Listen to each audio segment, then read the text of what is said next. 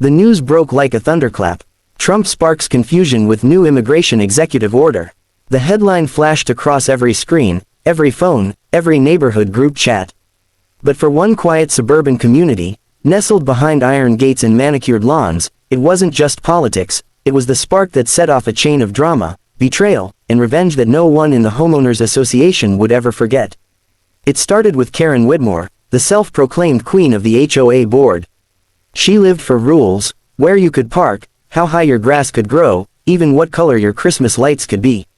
And when the new executive order hit the news, Karen saw an opportunity. To her, this wasn't about Washington politics. No, this was about control. She called an emergency HOA meeting, banging her gavel with smug delight. "Neighbors," she announced, her voice dripping with authority, "this order gives us new leverage. People are confused. Papers will be checked. It's time we make sure our community is secure." Everyone shifted uncomfortably, but Karen kept going, hinting that certain families might not qualify to live here.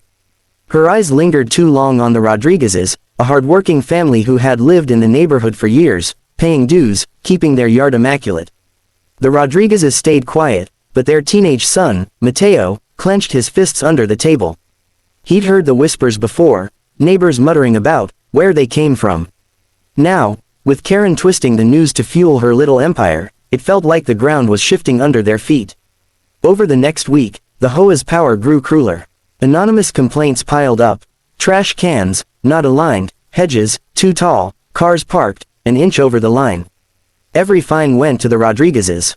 Every threat carried the weight of Karen's smirk. She even circulated a rumor that ICE might take interest in families like theirs, given the confusion around the order.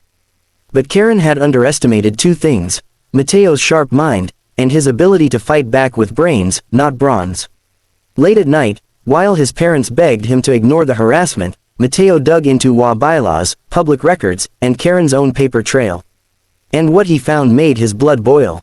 Karen herself had been bending rules for years. Her fence violated height limits. Her garden shed, never approved by the board.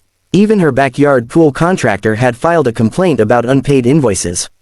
Mateo didn't stop there. He traced Karen's property taxes and found a missed payment that had quietly gone unnoticed, until now. The next HOA meeting was packed. Karen strutted in, confident she'd tighten her grip. But when Mateo stood up, holding a thick folder of documents, the room fell silent. "Karen," he began, his voice steady, "you've been using fear to punish families in this neighborhood. But the truth is, you're the one breaking the rules." Gasps echoed. He laid down photo evidence, tax receipts, violation codes, each one sharper than the last.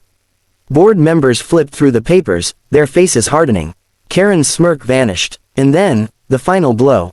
Mateo revealed an email chain. Karen had been misusing HOA funds, covering up her own violations while targeting others.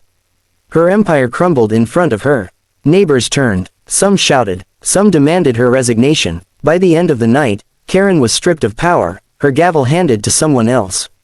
She stormed out, red-faced, muttering about conspiracies. The Rodriguezes, they stood taller than ever, surrounded by neighbors who finally saw the truth. As for Mateo, he didn't just win back his family's peace, he exposed how easily power could twist the meaning of order when left in the wrong hands. And somewhere in the background, the headline still glowed on every screen: Trump sparks confusion with new immigration executive order.